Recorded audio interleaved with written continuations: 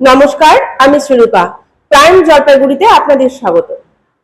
আসন্ন দীপাবলি উপলক্ষে এই মুহূর্তে সাজছে জলপাইগুড়ি শহর।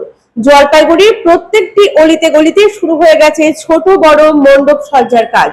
আর সেই কাজ চলছে দ্রুত গতিতে, কারণ হাতে আর বেশি সময় নেই তাদের। আর সেই উপলক্ষেই এখন দিকে দিকে ব্যস্ততা মৃৎশিল্পীদের মধ্যে, কারণ কালী মায়ের প্রতিমা তৈরিতে এই মুহূর্তে ব্যস্ত মৃৎশিল্পীরা।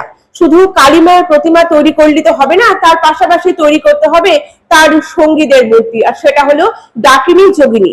ডাকিনী যোগিনীর মূর্তিও তারা তৈরি করছেন এই মুহূর্তে। কাজ প্রায় শেষের দিকে। শ্যামা মায়ের বাঁশের কাঠামোর কাজ শেষ হয়ে গেছে, এরপর চলবে রং দেওয়ার কাজ। তবে মৃৎশিল্পীরা জানাচ্ছেন এই মুহূর্তে ওয়েদার যথেষ্ট ভালো। দুর্গাপূজায় যেমন বৃষ্টি বিঘ্ন ঘটিয়েছিল তাদের কাজে, কালী পূজায় কিন্তু সেরকম কোনো ব্যাপার নেই। আকাশ যথেষ্ট পরিষ্কার, রোদ উঠছে প্রতিদিনই, তাই কাজও চলছে দ্রুত গতিতে। আর হাতে মাত্র রয়েছে কয়েকদিন সময়। তবে মৃৎশিল্পীরা জানাচ্ছেন এই সময়ের মধ্যে তারা তাদের কাজ সম্পন্ন করে ফেলতে পারবেন। কতটা এগিয়ে আপনারা? দেখো, কালী পুজোর কাজটা খুবই শর্ট টাইমের কাজ, অল্প দিনের কাজ। সুতরাং কিছু কালী প্রতিমা আমাদের আগে থেকেই বানানো থাকে।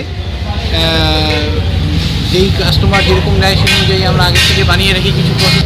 তো ওই নতুন করে যেগুলো বানাতে হবে সেগুলোর কাজের প্রসেস চলছে আর কি। ওয়েদারটা একটু ড্যাম আছে, জানি না হয়তো আকাশটা আবার ঠিক হয়ে যাবে। এটা একটু সমস্যা। আপনাদের প্রস্তুতি?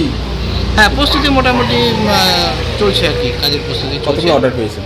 আমার মোটামুটি গোটা 25-30টার মতো প্রতিমা আমার হয় প্রত্যেক বছরই। তো অর্ডার শুরু হয়েছে, অর্ডার চলছে আর কি।